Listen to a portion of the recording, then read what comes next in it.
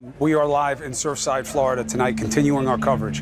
So I wanted to show you what we saw at this site. And as I see what's going on, I'll explain to you what it was. First, the idea of two active burns. They're using that hose right now on a fire that is deep within. Something's burning, could be smoldering, could be active, could be not. It's hard for them to know. They're still working on top of it. You have a blessing in Florida because of all the trouble that they have with natural disasters. You have these search and rescue forces, these task forces. They have a number of them, so they're rotating them in and out. We were notified Thursday evening. We were wheels up early Friday, and we got here Friday evening, and we're almost immediately put to work on the pile. 3 hours later, we were at the airport, and we brought our best people. Very complicated collapse. It was a pancake collapse. It's called a pancake collapse because it looks exactly like that. It looks like a stack of pancakes, and the void spaces are so small that they're an extreme challenge to get into and to determine if people have the opportunity to survive. They are under a few meters of concrete with not a lot of voids between, so this makes this operation very complicated. Very challenging. Afterwards, we had a fire that lasted for about a few days.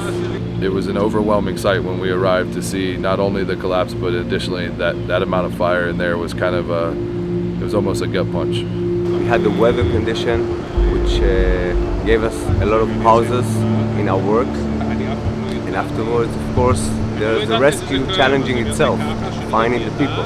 And they know the task is giant. 159 missing.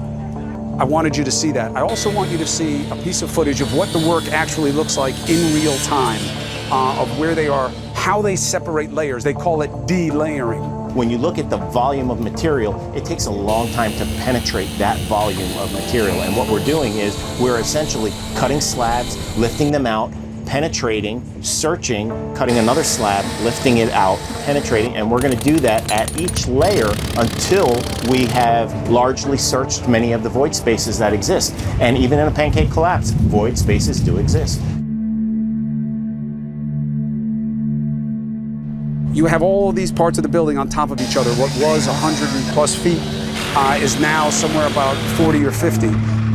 They send cameras in, they send dogs in, and they go step by step.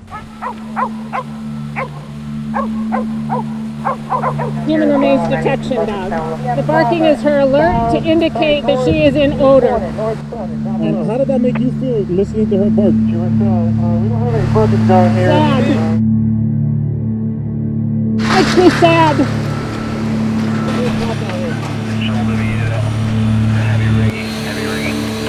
The men and women want to go in.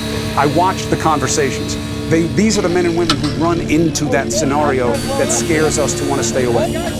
But it has to be safe, because God forbid we lose more people trying to find the people who are in there already. Now that is the reality of the state of play. I just walked it, and all I know is what I saw, and what I saw was what I would want to see if I were waiting for answers about my own loved ones on the inside. You know, this is what our mission is with the Fema Usar system. Heavy building collapse. This is what we were designed to do. You know, we're here to help. We're here. We'll stay as long as we're needed. We're told to go home, and you know, anything that you guys need or the state of Florida needs, we're here. You're our brothers and sisters, and we love you.